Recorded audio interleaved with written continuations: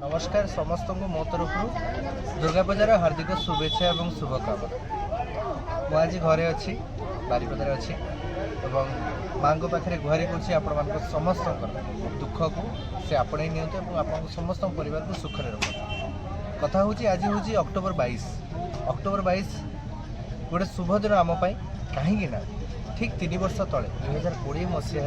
मु एवं मोर सांगसाथी समस्ते मिसी गोटे छोटिया प्रोडक्शन हाउस खोलु जार ना दिया स्वराज बारिक फिल्म और जो द्वारा 3टी शॉर्ट फिल्म या भितर होता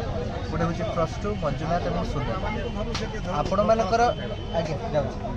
आपण मानकर एते सारा भल पाइबा मिलला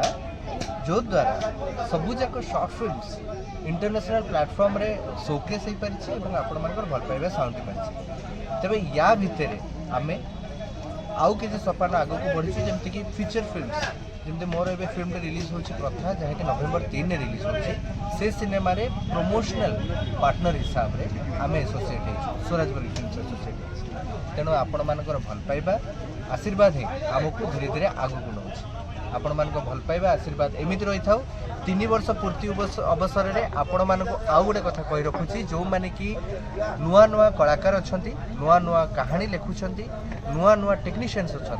आम एसबीएफ थ्रो चेष्टा कर समस्त नुआ टैलेंट्स एवं जो माने योग्य थे से गोटे नुआ चान्स देवाई खूब शीघ्र आपण मान पाखे अनाउंसमेंट पहुँचब। सो एमती ही भल पाऊ